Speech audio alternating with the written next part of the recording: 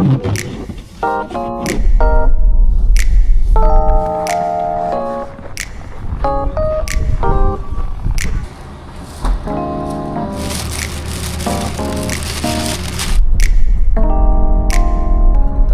ako. Pag ito na-trap tong kotse na to, matatrap din ako. Dumudulas-dulas ako eh.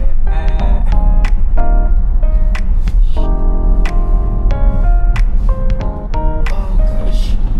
Please, please, please. Oh God.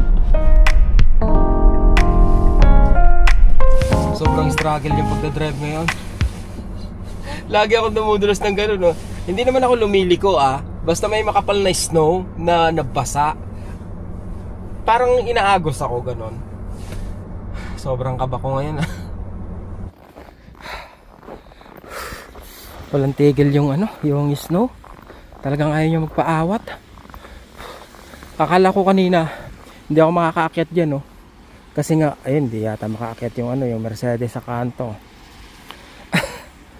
Mercedes ba yan? O BMW Mercedes, no? Ayun na, akala ko hindi ako makakaakyat dito kasi pataas nga yan. Tapos ganyan na. Nakato, inay.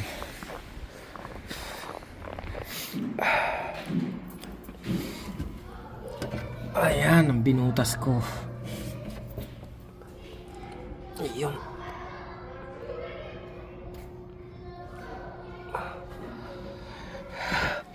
Kaya ngayon, maganda na yung flow niya. Wala na akong problema sa leak. Secured pa yung connection niya. Nag-i-snow pa rin. Mula mula kaninang umaga hanggang ngayon. Parang nakakatakot mag-drive. Madaming na-stuck kanina ng mga sasakyan dahil madulas kasi masyadong rito mga dreno dito sa lugar na to. Kumbaga taas baba. Maraming na-stuck yung mga pataas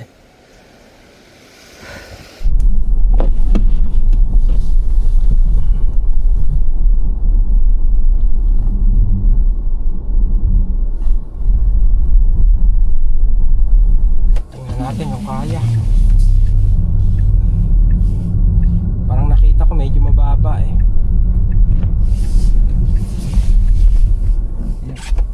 Palahaw na.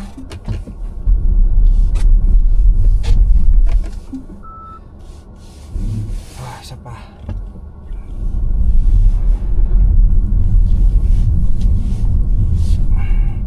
Kinaya naman. Hopefully hindi pala matutunaw titigas lang babawasan ko na lang.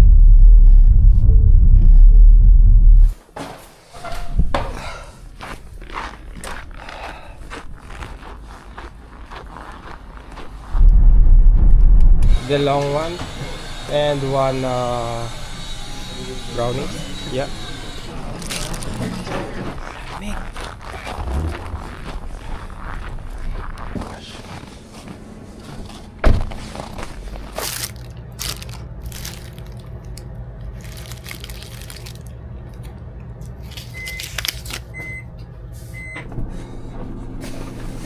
Oh gosh.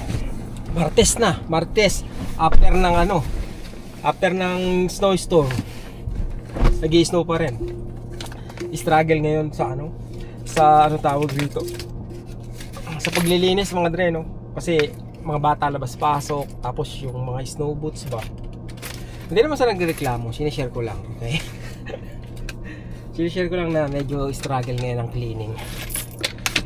Kasi kumbaga tumutulong din kami sa cleaning mga dreno. Hindi lang ewan ko, custodian, parang in a sense cleaners ka rin. Yung ganon mga dreno. Bukod sa custodian, meron din kami na naglilinis. May mga tao rin na naglilinis panghapon. Pero tumutulong din kami sa kanila. So, sabi ko pala dati ako parang all around, parang maid, all around maid. Pero hindi kasing worse kahapon yung kalsada ngayon. Kahapon grabe talagang sumasayaw ako kasi sobrang slushy ng kalsada. Kaya gumaganong-ganon ako pag may makapal. Ala, ba't ako maatras? Maatras ako, puno ng snow yung ko. Nahirapan kaya siya umakyat, kaya siya huminto. Parang Ang mga sablay ngayon ng mga two-wheel drive eh. Hindi lang electrical, two-wheel, electric car.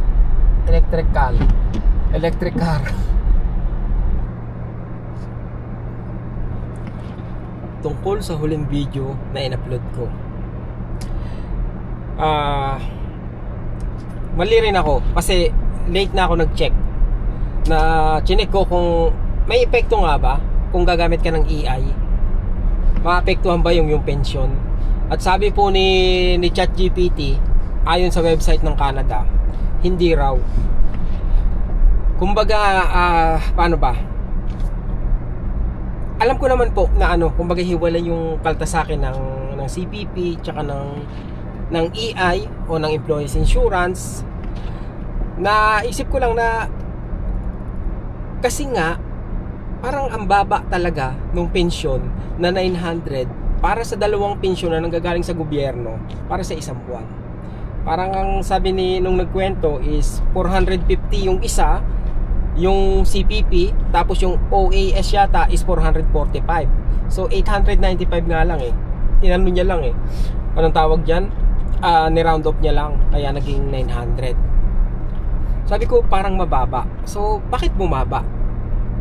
Isang factor din pala kung bakit bababa yung inyong nakukuhang pensyon is kung kukunin nyo siya ng mas maaga.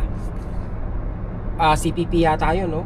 Correct me if I'm wrong mga dre, no? CPP or OAS. Pag kinuha mo ng mas maaga, let's say 60 years old, so mas mababa yung makukuha mo compare kung kukunin mo siya pag 65 ka na, pag talagang retire ka na. Ang sumunod naman is kung lagi kang nag-EI.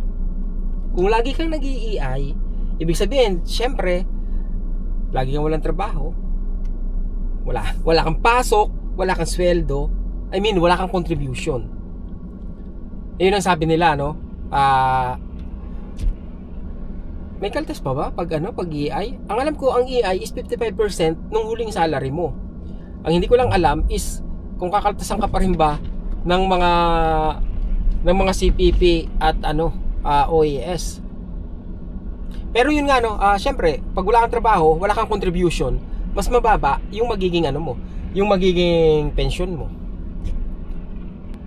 So ayun mga dre, isang paglilinaw lang na yun nga hindi makakaapekto yung pagkuha nyo ng EI sa inyong pensyon.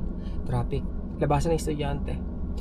Nabanggit ko nga na manager si ate. Kung manager siya, tapos for the past 20 years managerial yung position niya, tapos ganun lang yung nakukuha niyang pensyon.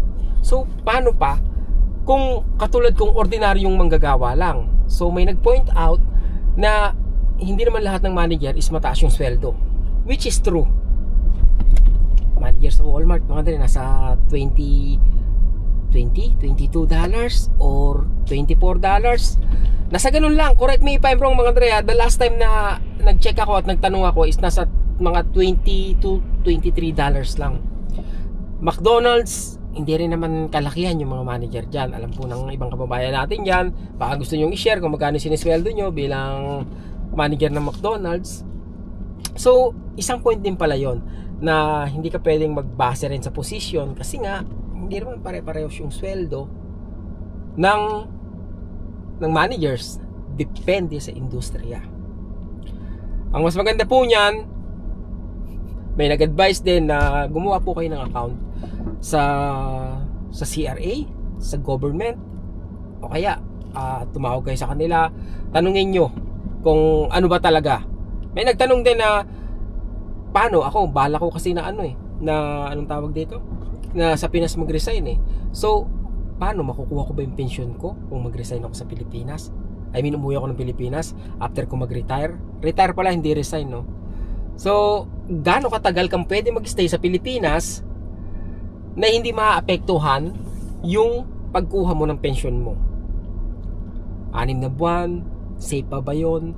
Diba? More than 6 months o after 6 months dapat bumalik ka ng Canada, otherwise mawawala yung mga benepisyo mo, even yung Medicare mo. So hindi ko pa alam lahat yon, kaya nagtatanong ako. Sabi ko hindi pa sapat yung chismis na nakukuha ko. And this time around, I learned my lesson na hindi rin ako basta-basta maniniwala, mga Andre, no? Porkit somehow is parang acceptable or may point, it doesn't mean na tama. Kaya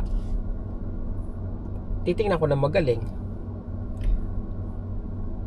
Pasensya na kayo kung may pagkakamali, I mean, move on na tayo. Sabi nga nila, no harm, no foul.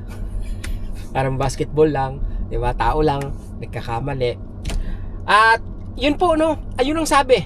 Yun ang sabi ni ChatGPT. According sa website ng Canada, ang pagkuha ng AI ay hindi makakaapekto sa inyong mga pensyon.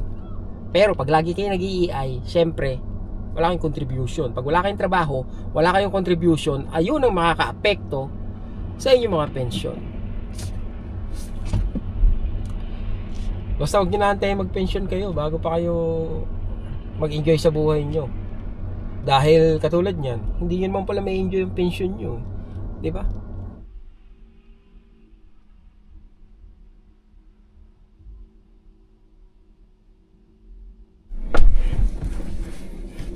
Pag snowstorm, basta mahirap mga Dre, no? Kahit 4-wheel pa, kahit anong klaseng sasakyan eh.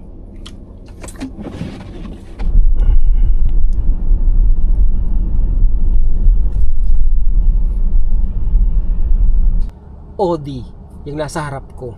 Alala ko, nung kinuha ko yung CRV ko, may kapareha siyang presyo na Audi.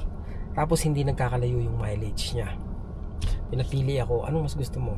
Audi o etong Honda CRV. Alam ko mahal yung maintenance ng Audi. Mahal magkaroon ng ganyan sasakyan eh. Kaya sabi ko I don't want headache. Okay, nakakuha ko sa Honda CRV. Kasi nga syempre mas common, mas maraming parts, so mas mura yung paggawa. Imagine para sa akin mas mura na yung paggawa na yun Pero isang beses na siraan ako ng matindi-tindi, inabot ng mahigit 1,000, diba? Paano kung Audi pa yung sasakyan mo? Tapos magkaroon ka ng problema na ganun.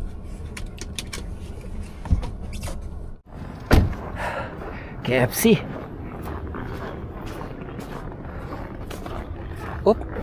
Naiwanan ko na naman yung ko.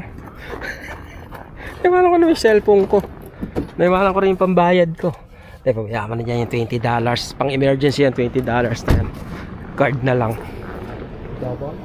Spicy regular. One spicy, one regular.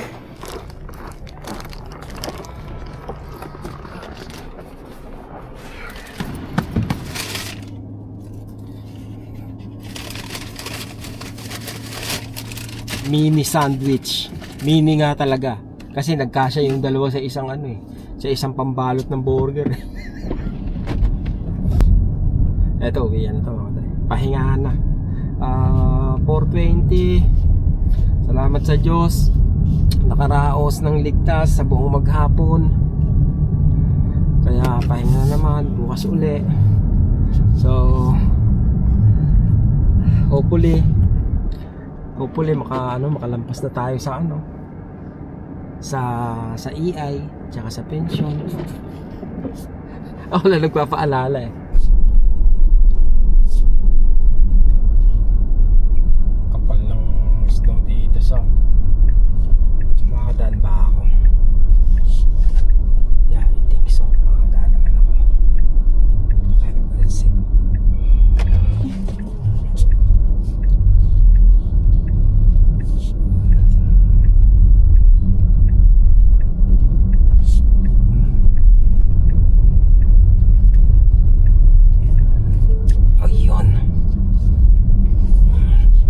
Yung basurahan hindi ginaya.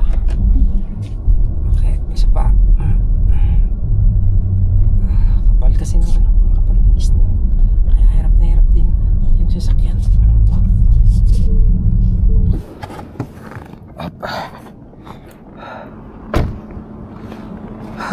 Kailangan ko ba magpala?